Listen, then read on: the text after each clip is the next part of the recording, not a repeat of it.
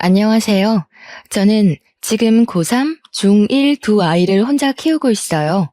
매번 여기 사연을 들으면서 같이 화도 내고 답답해 하기도 하고 응원도 하고 그랬는데 오늘은 제가 여러분께 위로도 듣고 조언을 듣고 싶어서 이렇게 사연을 보내요. 저는 남편과 2년 전에 이혼했어요. 처음에 이혼을 결심할 때는 정말 막막하고 잘 살 수 있을까 하는 걱정이 많았어요. 사실 여자 혼자 두 아이를 키운다는 건 쉬운 일이 아니잖아요. 하지만 아이들의 적극적인 지지와 도움 덕분에 이혼을 결심하고 지금은 우리 세 명이 똘똘 뭉쳐서 전보다 더 행복하게 살고 있어요. 이혼이라는 것이 좋은 이야기는 아니지만 그래도 용기를 내어 저의 이혼 이야기를 한번 해볼까 해요. 저와 남편은 결혼하고 나서 원래 살던 곳이 아닌 다른 지역으로 이사를 하고 바로 아이를 가졌어요. 아이가 태어난 후 친정이나 시댁이 다 멀어서 도움을 받을 수 없던 상황인지라 저는 집에서 아이를 돌보게 되었고 남편은 기존에 다니던 회사를 거리상의 문제로 관두고 제 친척 오빠가 운영하는 신발 가게에서 일하게 되었어요. 친척 오빠는 제게는 친절하고 재밌는 사람이었지만 일할 때는 아주 엄하고 예민한 사람이었어요. 그래도 남편에게는 알게 모르게 보너스를 많이 챙겨주기도 하고 아이가 갑자기 많이 아프거나 급한 일이 생기면 편의를 많이 봐주기도 했어요. 그러나 남편은 친척 오빠의 운영 방식에 불만이 많았어요. 하지만 둘째 아들이 아직 어리고 앞으로 애들 앞으로 나갈 돈이 한창이니 어쩔 수 없이 참고 꽤 오랫동안 일하다가 도무지 힘들어서 못 해먹겠다며 친척 오빠와 한바탕 크게 싸우고 관두었어요. 그 후 남편은 자신의 친척이 운영하는 공장의 공장장으로 들어가야겠으니 당시 살고 있던 서울에서 경기도로 이사를 하자고 하더라고요. 그 당시 큰딸이 중3이었고 둘째 아들은 초등학교 4학년이었어요. 멀리 이사를 하다 보니 아이들도 전학을 가야만 했는데 저는 큰딸이 걱정되더라고요. 사실 큰딸이 조금 소심하고 조용조용한 성격이거든요. 그래서 친구도 두루두루 사귀지 못하고 한 친구만 깊게 사귀는 편이에요. 이런 성격의 아이가 이미 무리가 다 지어질 대로 지어졌을 중3 때 전학을 가면 과연 잘 적응할 수 있을지 걱정이 되더라고요. 그래서 남편에게 차라리 1년만 더 있다가 큰딸의 고등학교 입학과 동시에 이사를 하자고 했어요. 그런데 친척의 공장에서는 지금 사람이 없으니 남편에게 빨리 오라고 했었나 봐요. 그래서 어쩔 수 없이 남편은 경기도 친척의 집에서 살고 저와 아이들은 서울에서 살다가 1년 뒤에 경기도로 이사하기로 했어요. 그런데 남편이 경기도의 친척 집에서 출퇴근한 지 일주일이 지나자 눈치 보인다고 차라리 빨리 이사를 오라고 하는 거예요. 그때가 4월이었어요. 이제 학교에서는 단짝이 생기고 노는 무리가 형성되었을 시기인데 전학을 가자니 아이들이 너무 걱정되었어요. 요새 뉴스에서 보면 학교 폭력도 이전과는 다르게 아주 심각하잖아요. 안 그래도 마음이 여린 큰딸이 혹시라도 나쁜 아이들의 표적이 되어 왕따라도 당하게 되면 어쩌나요?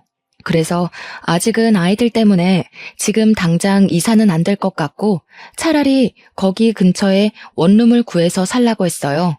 그랬더니 자기 혼자는 못 살 것 같고 다달이 쓸데없는 돈을 쓰는 것이 아깝다며 일단 빨리 이사하자고 하더라고요. 하도 독촉을 하길래 어쩔 수 없이 남편이 다니는 공장 근처로 집을 알아보는데 교통편 좋고 학교도 가까운 곳에 마땅한 집이 없었어요. 그렇게 또 한 달 정도가 흘러가자 남편은 제게 나는 친척집에서 눈치 보며 사는데 왜 이렇게 집을 못 구하냐며 화를 냈죠. 그러더니 저에게 말도 없이 혼자 대출을 받고 집을 계약하고 와서는 8월에 이사하는 거로 끝냈다고 통보를 하더라고요. 저는 아무리 그래도 우리가 부부인데 제게 말도 없이 혼자서 결정한 것에 너무 화가 났어요. 일단 집을 구했다고는 하니 어떤지 확인을 해보려고 갔는데 신축 빌라라 깔끔은 하지만 앞뒤로 다 빌라 짓는다고 공사 중이고 학교도 엄청 멀었어요. 그리고 너무 외져서 여기서 정말 사람 하나 납치당해도 아무도 모르겠더라고요. 대형마트도 엄청 멀어서 가려면 버스를 타고 가야만 했어요. 저는 왜 이런 곳에 상의도 없이 대출까지 받아서 집을 구했냐고 뭐라고 했지만 남편은 제 말은 듣지도 않았고 자기는 눈치를 보면서 살고 있다며 내 생각은 어떻게 하나도 하지 않냐고 자기 입장만 구구절절 얘기하더라고요. 저는 어차피 집에 있으니 그렇다 치고 아이들의 입장은 하나도 생각하지 않은 채 자신이 힘든 것만 얘기하는데 정말 어쩜 사람이 이렇게 이기적일 수도 있나 싶더라고요. 앞뒤가 꽉 막힌 남편과 대화라는 것을 시도하자니 정말 벽에다 대고 말을 하는 것 같아 저도 그냥 말하다 말고 지쳐서 집으로 혼자 돌아왔어요. 그 뒤로 저는 서울에서 혼자 아이들을 돌보며 이사 준비를 했네요. 그렇게 시간이 흘러 8월이 되어 저와 아이들은 원치 않는 이사를 하고 짐도 어느 정도 정리하며 아이들의 전학까지 완료했어요. 그런데 서울은 고등학교가 평준화되어 입학할 때 추첨으로 입학하지만 저희가 이사한 경기도는 비평준화 지역이어서 중학교 3학년 겨울에 연합고사라는 시험을 봐서 고등학교에 입학하더라고요. 만약 연합고사를 제대로 보지 못하면 다른 지역 고등학교에 가야 했어요. 그런데 평소에는 연합고사를 잘 보지 못해도 다들 충분히 갈 수 있었지만 우리가 이사 올 당시 이 지역 중3 학생 수가 고등학교 입학 정원보다 많아 필수적으로 300명 정도는 다른 지역으로 가야만 했어요. 즉, 다른 연도와는 다르게 이번에는 연합고사를 형식적으로가 아닌 정말 제대로 잘 봐야지 원하는 고등학교에 갈 수 있는 상황이었죠. 이러한 상황에서 다른 학생들은 3월부터 준비를 해왔던 연합고사를 큰딸은 9월부터 준비를 해야 했어요. 남들보다 늦게 시작했기에 친구들을 따라잡으려면 매일 밤 늦게까지 공부를 해야만 했죠. 학교 적응하기도 힘든 와중에 학업 스트레스를 받는 큰딸을 보니까 자기만 생각하는 이기적인 남편이 정말 원망스럽더라고요. 남편이 1년만 원룸 구해서 살았으면 아이가 저렇게까지 스트레스 안 받아도 됐을 거잖아요. 이제 고작 16살밖에 되지 않은 저 체구도 작은 아이가 극심한 학업 스트레스로 잠도 못 자고 위장병까지 와서 밥도 제대로 먹지 못했어요. 저는 안쓰러워 죽겠는데 남편은 그런 딸을 위로해주지는 못할 망정 왜 그리 약해 빠졌냐고 뭐라고만 하더라고요. 보는 제가 정말 다 섭섭하고 화가 났죠. 한 번은 남편에게 여기로 이사만 오지 않았어도 큰딸이 저렇게까지 고생을 안 했을 것이라고 말했더니 남편은 그럼 나는 1년간 친척 집에서 눈치 보며 살아야 하는데 그런 건 생각하지 않냐고 제게 뭐라고 하더라고요. 남의 자식도 아니고 자기 자식이 저렇게 고생을 하는 것을 보고도 여전히 자기만 생각하는 남편을 보니 정말 저런 것도 아빠인가 싶더라고요. 그래도 어쩌겠나요. 이미 이사는 왔고 아이는 이제 서울 중학생이 아닌 경기도 중학생인 것을요. 정말 많은 걱정을 했지만 큰딸이 제 생각보다 내면이 강한 아이였는지 학교에서도 절친이 생기며 적응을 완벽하게 잘했고 이어지는 중간고사에서도 전교 10등 안에 들었어요. 그 후에도 학교 생활을 무난하게 했습니다. 연합고사도 짧은 시간 준비했음에도 좋은 성적이 나와 집 근처에 원하는 고등학교로 입학할 수 있었어요. 둘째 아들도 성격 좋은 활발한 아이라 진작에 학교에 잘 적응하여 친구들도 잘 사귀고 선생님께도 귀염받고 잘 다녔네요. 이렇게 아이들에 대한 걱정이 한시름 놓이니 우리 집 가정 형편이 걱정되었어요.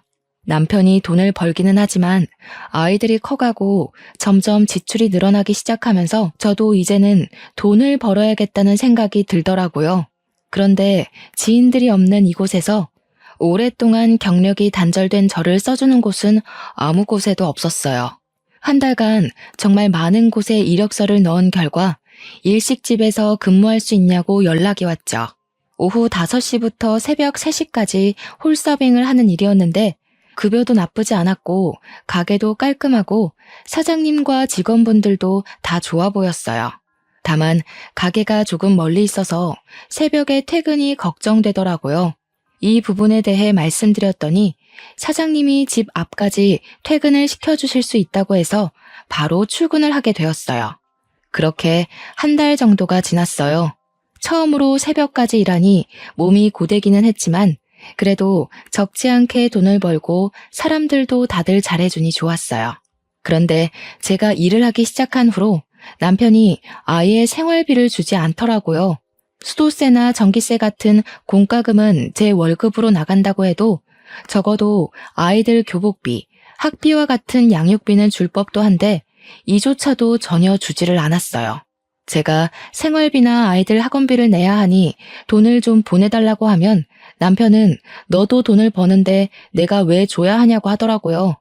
저도 돈을 벌기는 하지만 솔직히 그 돈이 많은 돈도 아니었고 아이들 학비나 용돈, 공과금을 내고 나면 저도 오히려 돈이 부족한 상황이었어요.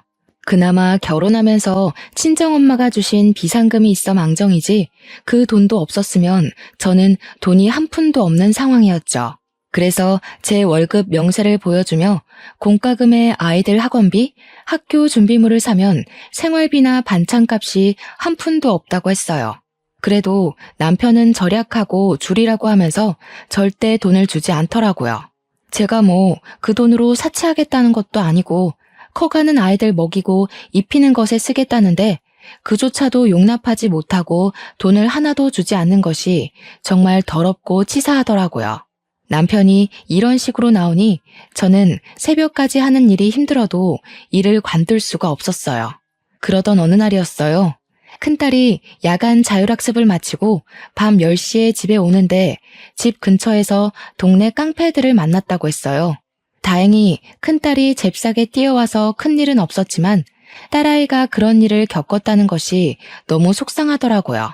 제가 그 시간에 집에 있으면 당연히 학교 앞으로 나가겠지만 저는 그 시간에 가게에 있어야 하는 상황인지라 남편에게 어제의 일을 이야기하며 밤 10시에 아이를 데리고 오라고 부탁했어요. 남편은 고1이면 다 컸는데 무슨 데리러 가냐며 오히려 저한테 과잉보호한다며 뭐라고 하더라고요.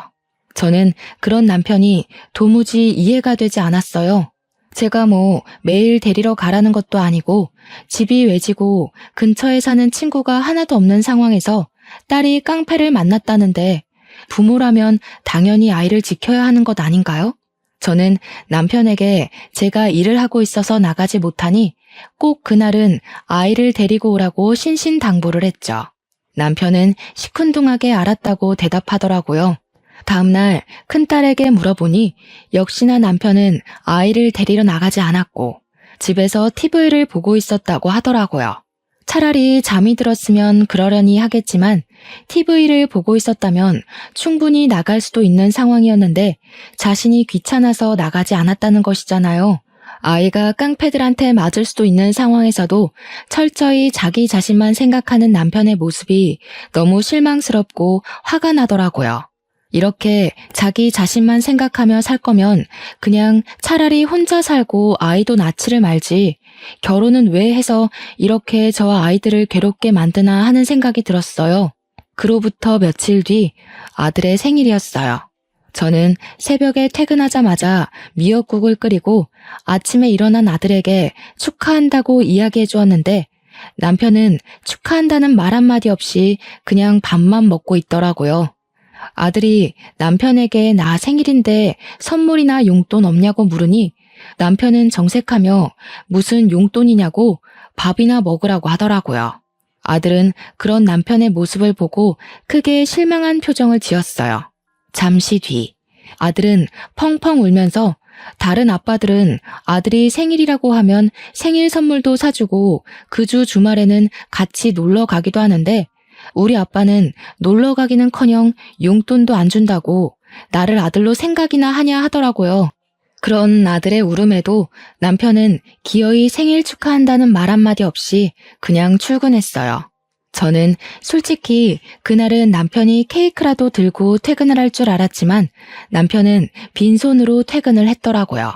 그 뒤로 아들과 남편의 사이는 급속도로 멀어졌네요.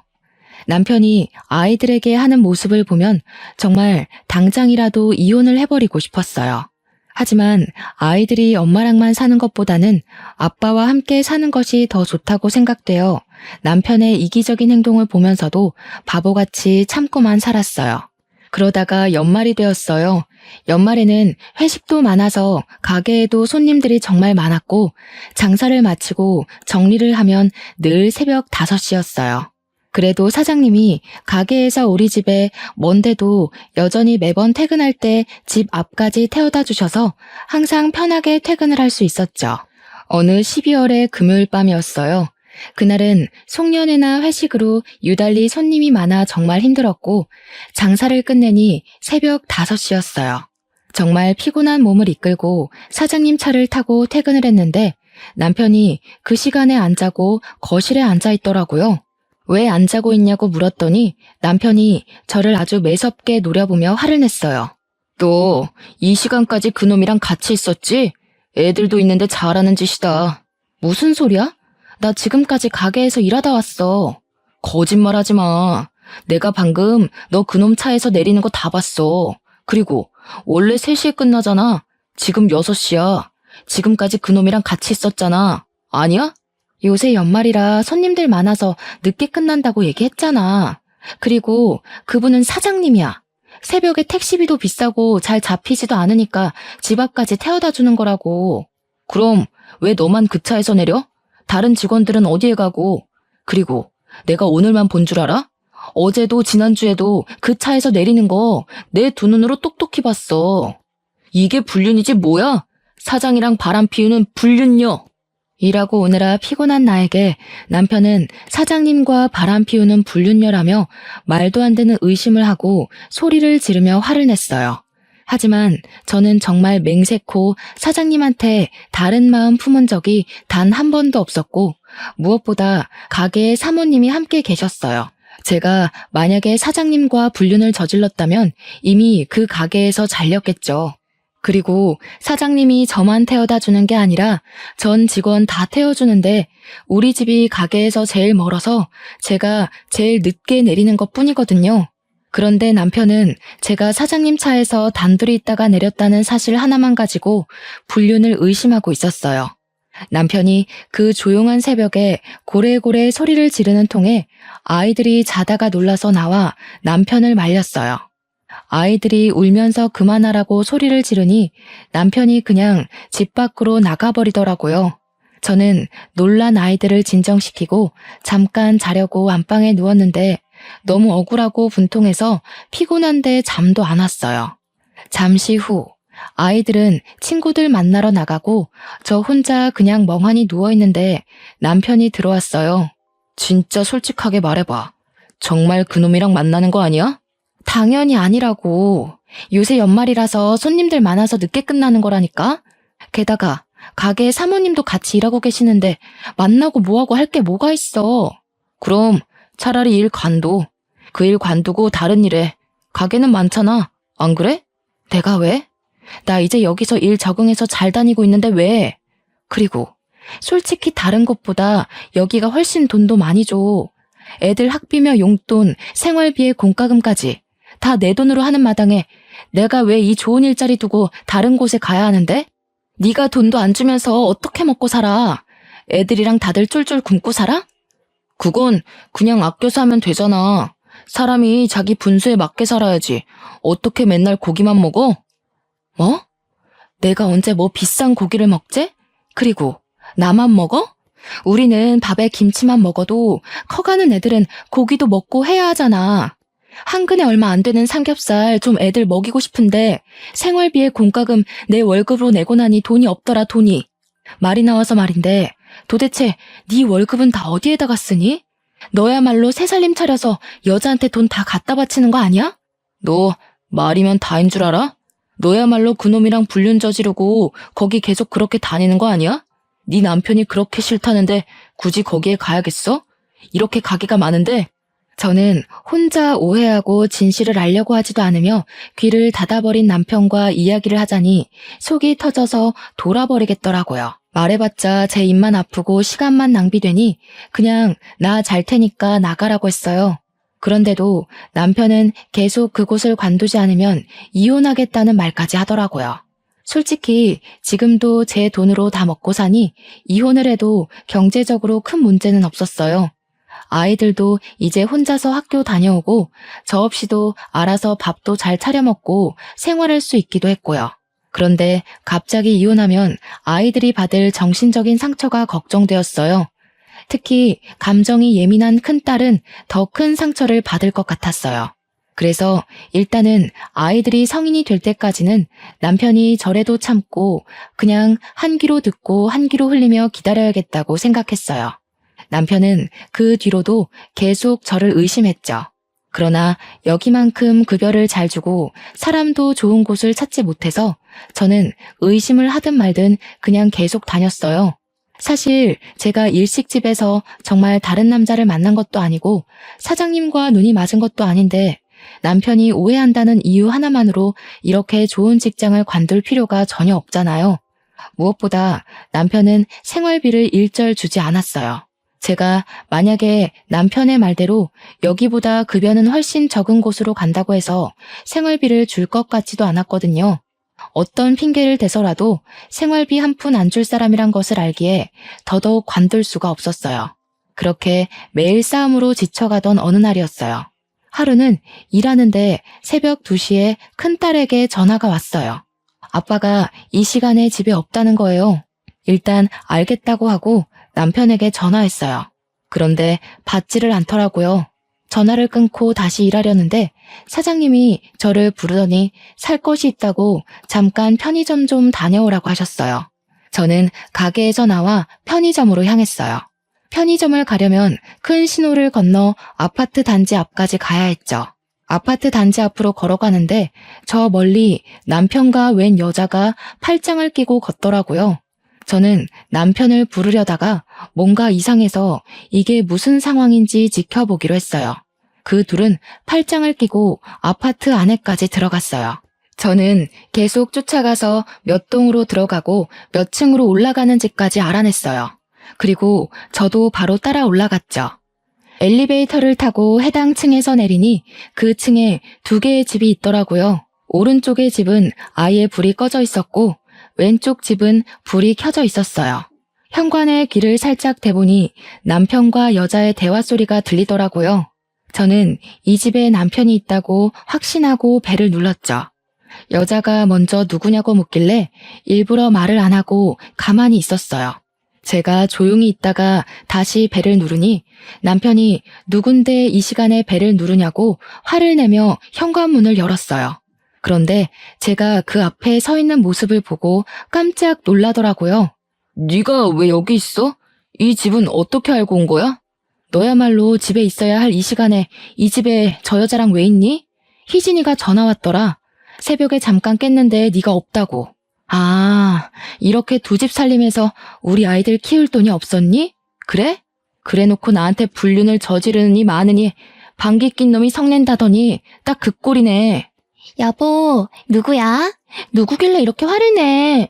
아이 이야기는 또 뭐고? 여보? 지금 상황 보면 모르시겠어요? 이 사람 원래 저랑 결혼해서 애가 2이나 있는 유부남이에요. 뭐 어차피 저는 이 사람 성격에 질려서 이혼하려던 참이었으니까 그쪽이 이 남자를 가지든 말든 알아서 하세요. 서영아, 아니야. 이 사람 옛날에 한번 만났는데 정신이 좀 오락가락해.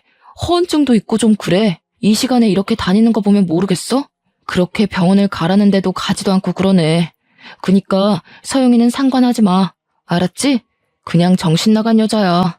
남편은 저를 정신병자 취급하며 정신 나간 여자라고까지 했어요. 지금 생각해보면 딱히 틀린 말은 아니었던 것 같아요.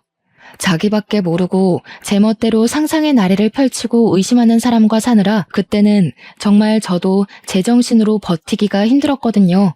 정말 아이들이 있으니 버티고 참았지 아이들마저 없었으면 이미 저는 정신병원에 갔을지도 모르겠네요.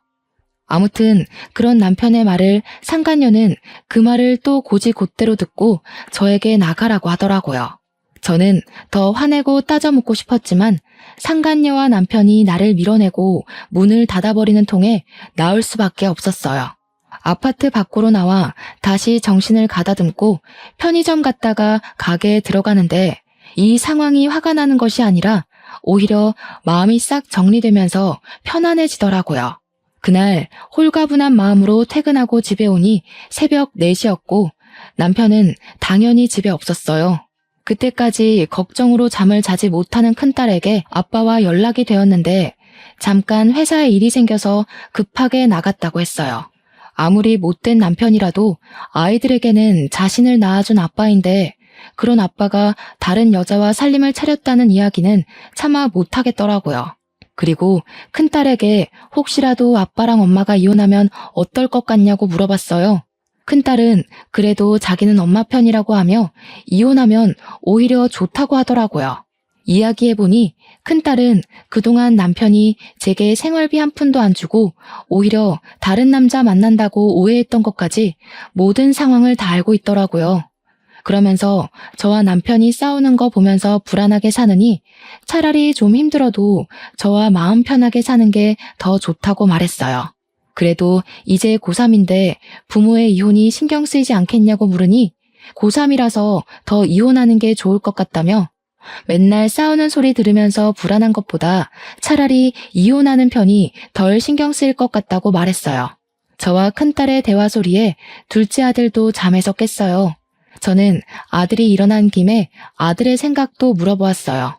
아들도 역시 아빠와 함께 좋은 시간을 보낸 적도 없고 집에 오면 자신들과 함께 있는 것을 귀찮아하고 아빠가 집에 있으면 오히려 더 불안하고 좋지 않다며 이혼하는 것에 찬성한다고 하더라고요.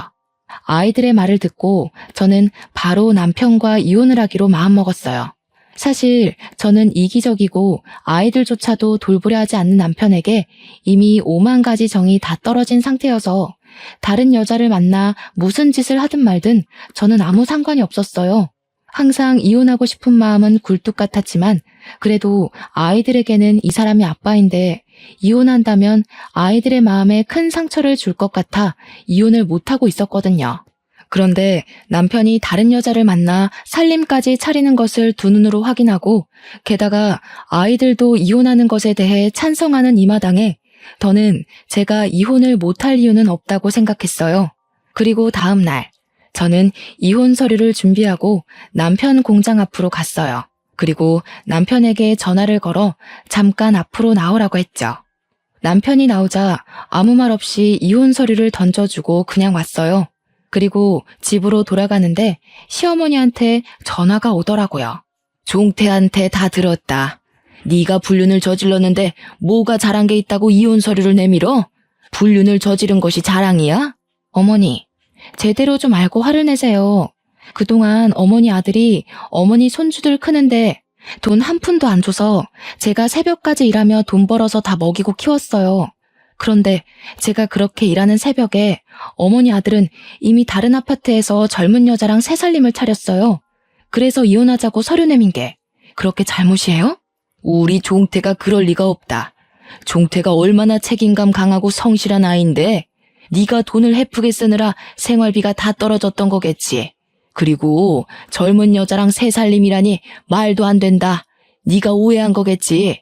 어머니는 남편의 말만 듣고 무조건 다 제 잘못이라고만 하면서 자기 아들에게 사과하고 같이 살라고만 했어요.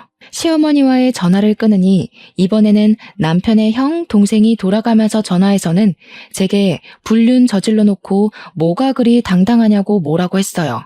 게다가 남편 회사의 사장님인 친척형까지 저한테 전화해서 남편이 돈 벌어다 주면 알뜰살뜰하게 집에서 살림이나 잘할 것이지 돈도 헤프게 쓰고 다른 남자까지 만나냐며 뭐라고 하더라고요. 누가 한 가족 아니랄까봐 남의 말은 하나도 듣지 않고 혼자 오해하고 의심하는 게 다들 똑같더라고요.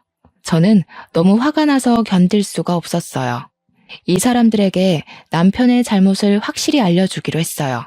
남편이 잘못해서 이혼하는 마당에 꼭 내가 잘못해서 이혼한 것처럼 있기는 억울하잖아요. 일단 가게에는 죄송하지만 급하게 집안일이 생겨 일주일만 쉬겠다고 양해를 구했어요. 그리고 남편이 퇴근할 시간에 맞춰 상간녀가 사는 아파트 앞으로 갔죠. 얼마 지나지 않아 남편이 나타났어요. 제가 이혼하자고 하니 이제는 아주 당당히 제 집 가듯이 들어가더라고요. 저는 기회를 놓치지 않고 아파트에 들어가는 사진을 찍었어요. 또 사진 찍을 것이 있을까 싶어 기다리는데 마침 둘이 팔짱 끼고 다정하게 나오더라고요. 몰래 쫓아가니 세상 다정한 부부처럼 장을 보고 있더라고요. 우리 집에서는 한 번도 사지 않았던 비싼 소고기도 장바구니에 넣더니 남편이 자신의 카드로 계산을 하더라고요. 저랑 장을 볼 때는 달걀 한 판도 아깝다며 한 판 다 못 먹으니 10구짜리만 사라던 사람이었거든요. 마트에서도 둘이 딱 달라붙어서 시식 코너에서는 서로 먹여주기도 하며 장을 보는데 볼수록 가관이더라고요. 저는 이 모든 모습을 사진을 찍어 남편의 가족과 친척들에게 보냈어요. 그리고 다들 제가 불륜을 저질렀다고 하시는데 실제로는 이렇게 남편이 다른 여자와 불륜을 저지르는 상태이고 저는 지금 생활비 한 푼도 못 받는 상황인데 이런 상황에서 제가 이혼 서류를 내민 것이 그렇게 욕을 먹을 만큼 잘못한 것이냐고 문자를 보냈어요. 그렇게 문자를 보내고 집에 들어와 쉬고 있는데 남편에게 전화가 왔어요. 너 제정신이야? 아무리 그래도 그렇지 어떻게 내가 서영이랑 만나고 있는 사진을 그렇게 다 보내? 네가 보낸 사진과 문자 보고 우리 엄마 충격으로 쓰러지셨어. 어떡할 거야? 네가 나보고 정신 나간 여자라며. 정신 나간 여자가 무슨 짓인들 못할까? 그리고 너네 가족한테 내가 불륜 저질렀다고 얘기했더라? 내가 진짜 불륜이라도 저질렀으면 이렇게 억울하지라도 않지. 네가 잘못했는데 왜 내가 욕을 먹니? 어머니 일은 안타깝지만 어머니 쓰러지신 게 네 잘못이지 내 잘못은 아니잖아. 안 그래? 사실 시아버지가 지금은 돌아가셨지만 젊은 시절 그렇게 바람을 피우고 다니셨다고 해요. 정말 여자 문제, 돈 문제로 시어머니가 마음고생을 말도 못하게 하셨죠. 그런데 아버지를 절대 닮지 않겠다고 다짐했던 아들이 자기 남편과 똑같은 짓을 하고 이혼당하게 생겼으니 그 충격에 쓰러지신 거죠. 어머니께서 쓰러지신 것은 너무 안타까운 일이지만 이 와중에도 남편은 자신의 잘못은 생각하지도 않고 무조건 다 제 탓으로 돌리더라고요. 그 모습을 보니 정말 이 사람은 상종해서는 안 될 사람이라는 생각이 들었고 이런 사람을 믿고 결혼 생활을 한 저의 지나간 시간이 너무 아깝게 느껴졌어요. 지금 생각해보면 남편과 결혼할 당시 저의 눈이 단단히 삐었던 것 같아요. 그리고 다음날 시어머니가 눈을 뜨지 못하고 돌아가셨다는 소식을 들었어요. 저는 남편의 얼굴이 보기 싫어 장례식장에도 가기 싫었지만 그래도 평소에는 시어머니가 잘해주시기도 했고 마지막 길을 가시는데 찾아가지 않는 것도 예의는 아닌 것 같아 어쩔 수 없이 장례식장으로 향했어요. 그래서 장례식장 안으로 들어섰더니 어디선가 싸우는 소리가 들리더라고요. 그런데 목소리가 뭔가 익숙해서 싸우는 소리를 따라가 보니까 남편이 자신의 가족, 친척들과 어머니의 영정사진 앞에서 크게 다투고 있었어요. 가만히 들어보니 제가 어제 보낸 사진과 문자에 관한 내용을 가지고 다투고 있더라고요. 남편의 가족들과 친척들은 문자의 내용을 남편에게 보여주며 아버지가 어머니를 얼마나 힘들게 했는데 그 모습을 보고 자란 네가 어떻게 그럴 수 있냐고 다들 남편에게 한 소리를 하고 있었어요. 그 사이에서 남편은 아니라고 다들 오해하고 있다고 해명을 하고 있었죠. 그러다가 제가 장례식장 안으로 들어서니 남편이 저를 보고 화를 버럭 내며 오더라고요. 네가 여기에 왜 와? 다른 사람들한테는 다 보내도 우리 엄마한테는 보내지 말았어야지. 네가 우리 엄마를 죽인 거야. 네가. 불륜이나 저지른 주제에 잘도 돌아다닌다. 그놈의 불륜. 막말로 내가 사장님이랑 불륜을 저질렀던 증거라도 있어? 내가 사장님 집에 단둘이 들어갔다거나 손이라도 잡았거나 팔짱이라도 낀 증거라도 있냐고. 자기는 서영이라는 년이랑 팔짱도 끼고 살림도 차리고 할 것 다 했으면서 너야말로 불륜을 저질러 놓고 뭘 잘했다고 행패야? 저는 어지간하면 싸우지 않으려고 했지만 아직도 자신의 잘못을 인정하지 못하고 뻔뻔하게 구는 남편의 모습에 화가 나 결국 어머니의 영정사진 앞에서 크게 화를 냈어요. 저와 남편의 말다툼이 점점 심해지자 모든 친척이 와서 말렸어요. 저도 어머니께서 돌아가신 마당에 이렇게 싸우는 것은 아닌 것 같아서 그만하고 어머니께 인사만 드리고 바로 돌아왔네요. 그리고 장례가 마친 후 우리는 바로 이혼을 진행했어요. 이혼하기까지 남편의 잘못이 매우 컸기에 저는 위자료를 받고 비교적 빨리 이혼을 할 수 있었어요. 집은 남편 명의였으니 저와 아이들은 살던 집에서 나와 학교 근처에 새로운 집을 구했어요. 집이 작아져서 아이들이 실망할까 걱정했지만 다행히도 아이들은 학교가 가까워서 좋다고 말했어요.